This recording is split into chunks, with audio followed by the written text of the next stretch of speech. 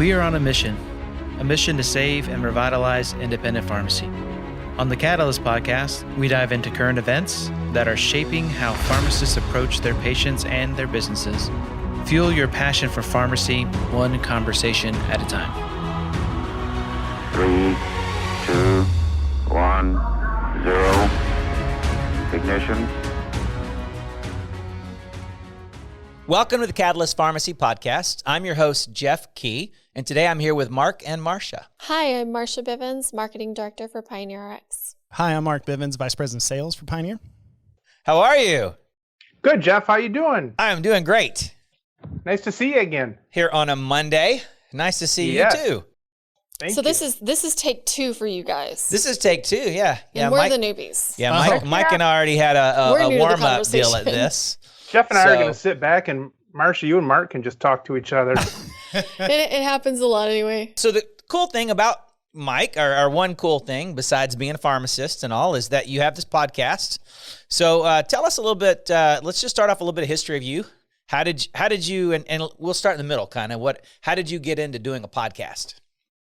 Many years at the pharmacy, I've always kind of been envious, I suppose, of people that could market further than just a 2-mile radius of their store. You know, I always kind of wanted to have something national, a national product, I suppose, or international product. And that was always kind of in the back of my mind. So I was learning a lot of skills, social media and marketing and things like that, but never really had a spot for them online. So now I'm in 100 episodes deep. And every podcast episode, as you guys know, there's more to it than just having the hour interview online.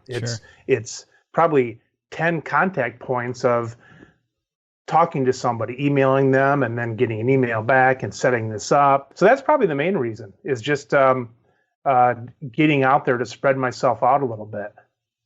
Who has been your favorite guest on your podcast? Oh, we can't have a favorite. Jeff. She was a kid. Yes. No. She should have said besides Jeff. Right. Who is your favorite podcast? Right, Can we cut Jeff's ears out so he can't hear the answer? I'm okay with it not being me. I've had a few podcasters on, a few guests on that have just really lit up the microphone in a good way. You know, really, it's like, whoa, this person should be on radio or an entertainment. You know, they just really draw the listeners in and things like that. You're right in the fact that, you know, certain people just will, like you're saying, movie stars or whatever, people, really great guests have a way of drawing you in. And sometimes that's either preparation, sometimes it's charisma or whatever, but I think you're 100% right there. If you could interview anybody, it doesn't have to be pharmacy industry either. Ooh. So we're going to throw this little gauntlet out there. I'm just kidding. Make them alive. Make them alive. Okay.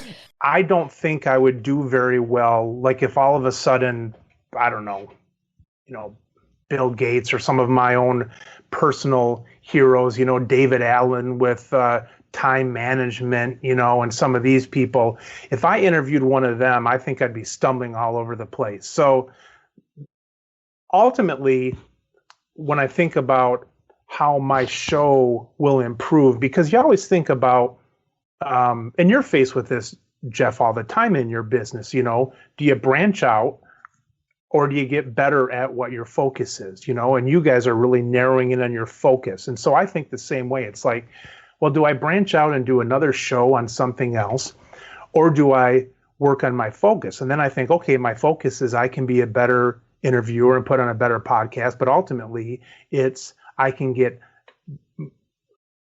probably more popular guests. I don't know if they would necessarily be better guests, but more popular in the standing of name recognition for the show. And so that's a goal of mine, gradually to get higher and higher people on the show. You've had some heavy punchers though. You've had some guys that hit pretty high in the weight class area. Jeff, Exhibit what? Yes. Exhibit A. Exhibit A. No, that would be a good question. Who do you think? Leaving me out. I should have done him. We should have done this one first. Who would you say is like the biggest heavy hitter? Because I saw something like that too. So the big one I think I've got was Robert from from Merck on there, Popovian. Okay. And that I thought was cool because I've got a big manufacturer trusting my show to be on there. So when someone flies through it and they see Merck on there, that's pretty cool. And I think it's a trust factor because they don't know Robert, but they have a trust that, well, Merck trusted him. Right. So we'll trust him. And then another one was recently was Alex from Mark Cuban's. Yeah.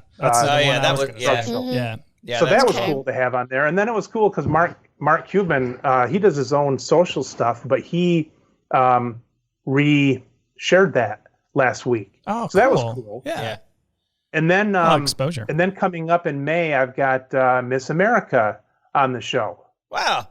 Dude. And because she's a pharmacist and she's in her second year because of COVID. Holy crap. I didn't know that. That's cool. Wow.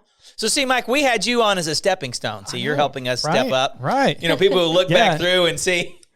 Jeff, you were the ultimate for me, but I'm just a stepping stone for you guys. And so they look back and see all the cool people you've had on your podcast so cool. and maybe think, well, we could We be have our cool own and be They're on like, okay, well, Mike had Miss America, and they've had who? Yeah, I know. There's some nobody from Louisiana. Certainly, Jeff, and you were great to get on the show, Jeff, because it was a pleasure to meet you. Great to have you on the show. I love what Pioneer is doing. I love what you guys are doing with Catalyst. A lot of cool things. So let's switch gears to the pharmacy. And how did you get in pharmacy? The store where I am, my grandpa started it, and then he died rather quickly. My dad took over. He had a few pharmacies, but actually ended up just with one. I came in actually as eighth child out of 12 in my family. Wow. And I wasn't sure what I wanted to do with my life, so I did a few different things in college, but ended up back in the pharmacy. Part of it, I knew I wanted a big family, I suppose. I saw my dad do it. I knew that I could pretty much do what he did. So I got out of pharmacy school, came in, worked with my dad for about 10 years. He passed, and so yeah, it was a real good path. If one of my children, which I don't anticipate, if one of them loved pharmacy, the science of pharmacy, or the joys that can come with pharmacy and all those kind of things, then I would say, yeah, go for it. But if any of them have a business, they think they have a business venture inside of them, and they think that venture is going to play out in the independent pharmacy, I would say, be careful. Pharmacy is volatile. In volatile times, sometimes you can make a lot of money, but sometimes volatile times it's hard. So what kind of stuff, if you would say, what kind of things are you doing in the pharmacy, or what kind of plans do you have to change things or try to do something different? As far as what we're doing as a business, one of the bigger things we're doing, which I think is maybe a little bit different than a lot of businesses have done, is we only sell generic drugs in our pharmacy, period, along with medical equipment, but we don't carry any brand name prescriptions, period. So what's the thinking there? I have a lot of questions. I have a lot of questions on that. We've got a lot of plans that we have to basically pay about $9 on every brand name prescription. Just for the honor of filling a brand name prescription, we pay $9 back to the PBM and / insurance. And so pretty much across the board, we were losing 10% on our brand name revenue for prescriptions. So let's say rough numbers. Let's say that we were doing 95% generic and we were doing 5% brand name. And I'm talking about number of prescriptions. Talking about fills, right? Not necessarily dollars. Number of fills, right. Exactly. So on that 5% of our fills, that was about 80% of our revenue, or 80% of our cost of goods. Mm-hmm. on that 80%, we were losing on average 10% 10% cost. I'm not talking profit. I'm talking Right. if we bought $10,000 from the wholesaler, 30 days later, I'm going to see $9,000. So I that's not even talking profit. That's just stealing away cost. And so Right. I don't want to play the games of marching around the PBM contract rules, of telling people, no, I'm sorry, we don't have that drug, or, we can't get it. I thought I'm not going to do that for the The next. whole it's not in stock. Yeah, I'm just not going to do that. Let's say I've got 5 years left. I just don't want to have my last 5 years playing those games. I just don't want to do it. And so back about December, I was forced with either locking my doors for good just because I was losing too much money, or saying I'm going to get rid of the brand names. And so that's what I did. Huh. So how, if you think about that, brand is what? Generics probably 85% of your pills. 85%ish. Some pretty high number. So it's very possible you have a lot of patients that are just on generics, right? There's a few things. A lot of them were going specialized, pharmacies. Mm-hmm. A lot of them mail pharmacy.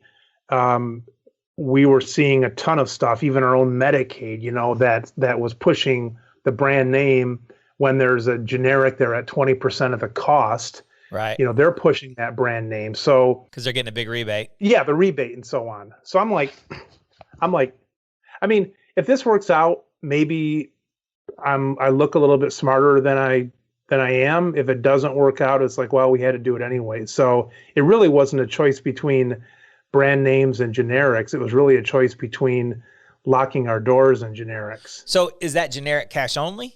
No, it's brand. It's insurance still. And I but figure you just I can don't carry brand in the store. So you signed the insurance contract, but you said we just don't have any brand here. Yeah, we don't carry brand. And the way my thought process is there's a lot of brand names we don't carry. I don't carry a lot of brand names. I don't carry a lot of expensive brand names and cancer medicines and old brand names that used to be available and still are, but generics are so popular, and those kind of things. And I happen not to carry other brand names too. So what about local relationships? We've seen a lot of success in pharmacies with people with strong local relationships. Yeah. Part of it is where we are in Grand Rapids. We're in a city with, we're 500,000 strong, and we've got, the hospital 3 miles from us and that kind of stuff. So if I was more in a, where a lot of the independents are a little bit further away from some of this stuff, I would have been doing a lot of that stuff. But there just wasn't much of a need for it right here from as a pharmacy. And I'm not going to do a lot of the stuff, like, for example, the podcast. This has been a long project, and I see it for years and years. And I just don't want to do things that are month-long or 3-month-long projects. I just don't have the energy for that. Leave it to the young pharmacy punks. Yeah, the young pharmacy punks who are killing it, by the way. So there are people out there who are really, but they're working their butt off. And we've seen a lot of them on the podcast. They love it. They're happy with it. They're out and they're involved in their local communities, and they're, public health turns to them when they need stuff. And I think that was me, maybe 20 years ago. There's some things I put down that I just don't think the same way anymore on. Has the experience of 10 children changed that any, Mike? I don't even understand that question. I don't even understand that question. I must be a genius. I must be a genius. Because Marsha's like, have you gotten all the better? time. You should have lots of practice. Like the youngest kids should be like, right, yeah, like rocket science, perfect Really children. get it right this You should have it nailed. I think we're done now. 10. We I don't know. version 10 was perfected. Yeah. It costs a lot of money. Like 10 should be a 10. Yeah, no, it's like $250,000 a piece, unless you're running a farm. But $250,000, that's $2.5 million in populating the earth. Yeah, well, you could reuse, like you get more efficient. You got used? You Yeah. got like some of it pays for the other? Right. Yeah, that's true. You can start. My I just told one of my kids that yesterday how much money they cost. They don't doesn't seem to faze them. It will They someday. don't care Yeah. at all. Yeah, but we've got 10. We've got The oldest is about 28, youngest is 10, 5 boys, 5 girls. We don't homeschool. We're pretty normal. Yeah. Just have a lot of kids. You had enough that the ratios worked out statistically. 5 girls, 5 boys. That's true. Yeah, they worked out statistically. And yeah, no twins in there. They're all 20 some months apart. It's hard to believe that we did that. It's hard to believe that. I mean, as you look back, it's like, wow, how did that happen? Yeah. But just day by day. That's a different podcast, Mike. But What's your hopefully, since you That's said right, you're not Jeff. having any more, I guess you figured that out finally. But Yeah, they're too much money. yeah, The problem is our 2 youngest are like 13 and 10, but they're spoiled. Spoiled by my wife, probably spoiled by me. When I was a kid, my kids would look at me wrong and they'd go in timeout. Now my kids can probably do a double flip off bird to me, and I'd probably giggle at it. But That's true. the youngest ones are like 13 and 10, but they act like they're about 8 and 5 or maybe 6 and 3. I guess you realize it's going to be over soon as far as them growing up and stuff, and you just I suppose we spoil them a little bit more. At least you got one left that thinks you're cool, probably. maybe. No. No, 10 that's that kind of stop thinking you're cool. I feel like I was still No, cool to they be don't. Cohen They was 10. don't. So what did the ones that are over out of high school? What did they? Have they gone far away, or they get that sense of family and they've stayed close by? What's the Yeah. story? So out of all of them, we have one married, and she's the only one that's out of town, Okay. and all the rest of them are in town, and I see them probably 2 or 3 times a week, and probably some of them are at school, but in the summer we're probably together as 11 of us minus the one who's out of town. Probably once every couple weeks, something like that. I was about to ask. So 25. So you're close to being Grandpa Mike, or are you going to go for MC Mike? Yeah, so I've got the one has been married for a few years, but no kids yet there. My wife and I were just talking. We're like, we might not get any grandkids. We might have 10 kids and no grandkids. What are the odds? Statistically. That'd be hard. Pretty It just seems like kids are like delaying stuff these days, Mhm. That's getting super true. married and all that That's stuff. super. Yeah, and a lot more kids are deciding not to have kids. Mm-hmm. Oh, that's true. That's true. Yeah, that it's Yeah. just and to me, so here's my philosophy on that. You're about to get the philosophy of Jeff Key of why Here we Okay. go. why Whoa. people. So Here I'll we get go. this like Get your drinks. every 3 hours. you get. You get So- every 3. So I get if it we every- go back, let's just go back 40 years, right? Yeah. 50 years. Parents involved with kids. How involved were parents in their kids besides go out and get the eggs out of the chickens? Or, kids are to be seen Yeah. and not heard, right? Not very. Kids may have cost some money, but kids weren't a lot of work, right? You Right. didn't drive kids around to 3 different practices and Kind take of them. earned their keep too. Right? So Yeah, I was they about to kind of say, earned their yeah. way. They did chores. For sure. You raised more kids for the farm. You just didn't. Now this generation, their parents were all about them, right? They did stuff with them. They spent all this time, and they're looking at it and go, "Oh my goodness, I don't want to do that." Right? I don't want to have the next 20 years of my life hovering about some child. But that's a new thing. If you go back 50 years, we didn't do that. We didn't do that with kids, and whether or not kids are going to be better off because we did that, I'm not sure. That's a great point, Jeff. How the parents were really involved in the last 20 years, and now it's like, yeah, the kids probably they're looking at that and they're saying they don't want to do that. So much work. It's not just money; it's a lot of work. I don't have that, and it seems to be what our society has accepted, that unless you're just like super involved in your kids' lives, you're not a good parent. And I don't think that's not 10,000 years of history. Yeah. That's a very small part in time that's been the case. I'm going to circle back podcast because I know why we started this podcast.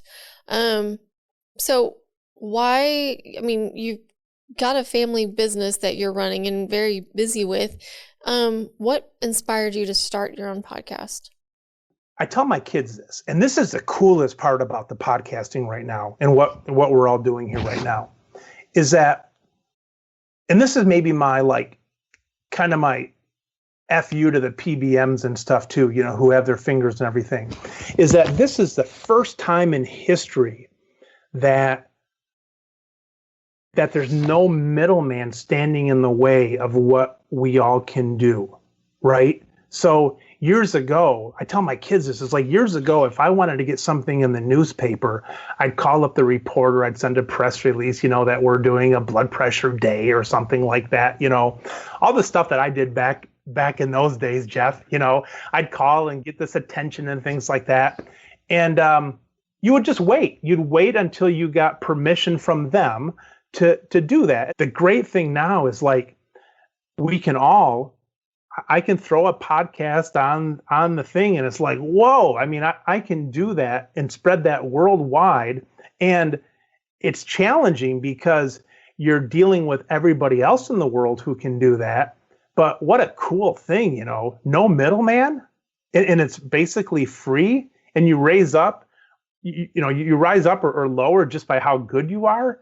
I mean, wow, that's cool. So those are some of the things there, Marsha. I mean, besides getting my name out there and stuff for my personal. What is your circulation on your podcast? Is there any measure of that? How many people normally listen to it? Yeah, so I've got it went. Boy, it's been a good time to do it for me because COVID took a hit on the podcast. I don't know if you guys did or not, but there's a lot of busy pharmacists out there right now, and so big time. My shows would get about, I joke that just my dog and my next week's guest are the ones that listen to it. But I typically get about 500 listens in the first week and then 1,000 within the month, roughly. But it's taken a hit with COVID, but I think that's good. It's teaching me to, kind of stay in there. And when I started the podcast, I said, I don't know. I mean, I might do it forever. I might stop tomorrow. I don't know. But I've said that if I get if I got 100 listeners, but really it was like 50. I said, if I get 50 listeners a week, that's like me going to a local Rotary Club or something like that, right. Where 50 people showed up. It's like, all right, well, yeah, that's good. 50. Now, it's not that like 5 people necessarily wouldn't be of value for them and maybe for me, but 50 seems like you fill a room up for that. So I said, if I got 50 or 100, that'd be good. And so I'm getting about 1,000 within 3 months, down a little bit now with COVID. Yeah. People aren't driving as much or. Yeah. Have you seen a drop, Jeff, did you say? Or I think we did right when the people weren't driving in their cars as much when they were working from home. That must be it. Because a lot of people listen to podcasts in the car. And then I think it kind of perked up again. And then with the government doing things, and I think with all the shots and the injection and things like that, I think it's down. But I enjoy it. Yeah, we've seen crazy everybody we talking to is, pharmacists who never thought about were able to get vaccines, have gotten vaccines, and so everybody's just super, super busy. Yeah. But no, I think that's good. If I could get once a week in front of a group of 1,000 people and talk, right? What a boost that would be, and just how that feels.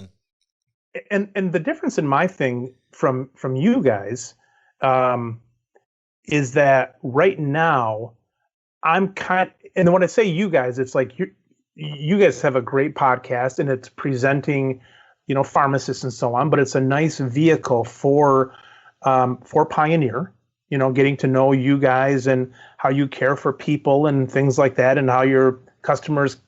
I know, Jeff, I was listening to your other podcast. You said, over half of your business comes from one pharmacist telling another pharmacist, hey, Bob, you should check out Pioneer, kind of thing. So that's great. My thing right now, there's no value. I haven't monetized it, and there's no value. There's nothing I sell. And even though someone might say, oh, Mike knows what he's doing, and maybe, K Pharmacy, my pharmacy might be doing okay. It's like, I'm not getting any business from that. So my podcast right now is all just like, I've got to find intrinsic value from it.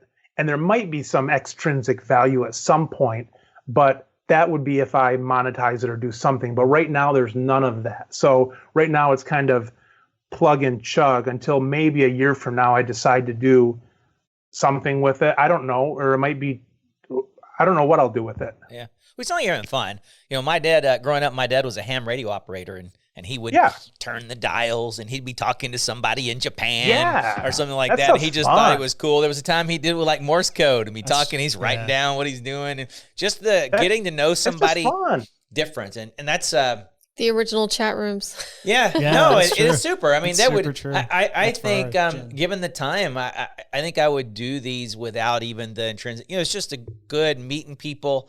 A lot of times it's inspiring. I learn stuff. I can't say, I can't say any podcast that I've had that I haven't noted that a week or two later or the next day and said, hey, this person said this, and that's where there's kind of paradigm shift, and that's just talking to people.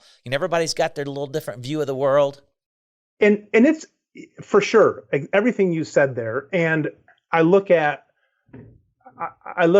I mean, it's an ego booster for me too. I like to do it. I like to see what my numbers are. And I like to say, golly, I just, I've got whatever, 1,000 people or 500 people that listen to that. It's like, oh, I didn't really know I had much to say, but I'm going to put my podcast out Mondays because that'll give me something sort of to mark and measure and think about and do that. And also, if there's anybody else that's driving in on Mondays and said, I kind of hate Mondays too, it's like a way to flip me on every time and say, there's Mike again. He's doing it. So here we go. Here's Monday again, Yeah. It's Monday. Mondays with Mike. Mondays with Mike. We Mondays can with hate, Mike. We can hate Mondays together. Mondays with Mike. Well, and the thing is like, I do this in my podcast too, you guys, and I think I'm more free to do it now because of the podcast. But for years and years, I've always been rather positive with my dealings with the press. Well, one of the reasons is you don't get a lot of time. That's the cool thing about podcasts, because when you're interviewed by, let's say, a pharmacy association, you're only going to get 3 minutes to talk, and maybe 15 seconds is going to be on the air or shared in an article. And so you butter it up. You make sure it's the best statement. You try to have something positive. You find out where the article is going. Is it a pro-pharmacy article or a pro-profession article? And then you say that, or if it's the opposite, if it's anti-opaque PBMs or something like that, you find out where the article's going and you say a pithy statement about that, And the cool thing about the podcast I like is because the listeners of it, I'm no longer afraid because I've got an hour and I can talk about the nasty things of pharmacy, but then I can also talk about the joys of pharmacy, because right now I like life. I like my kids. I like things at work and so on. It's fun to be able to do both sides of it and not be too afraid that someone's going to say, boy, that Mike was a sourpuss on the Catalyst podcast. He just sat there and talked about how terrible things were. It's like, yeah, I'm probably getting better at that now, where because I know there's an opposite. I know that people can tune in and say, oh yeah, he was just kind of pissy, but it was a Monday, and It is a Monday. He has a few good years left in the business, and so he was just blowing off some steam. You can do that over an hour, but you can't do that over 15 seconds. That's a cool thing about podcasting. We appreciate you spending some time with us today on a Monday. Hey, thanks you guys. Mondays with I Mike. appreciate you giving me some time on here, and it's been nice. Jeff, it's been really fun. We've talked a couple times now. Yep. And so it's really fun getting to know you more, and I appreciate all you guys are doing. Well, same to you, and best wishes to you. Yeah, thank you. All right. Thanks. You. All right, thanks guys. Thanks, Mike. Thanks, Marsha. Bye-bye. Thanks, Bye-bye. Thank you for watching the Catalyst Podcast. If you enjoyed this episode, please consider liking, subscribing, and/or following us. Give us a 5-star rating on Apple Podcasts to help us reach more amazing pharmacy people like you. Follow PioneerRx on your preferred social media platform for the latest up-to-date pharmacy news and content.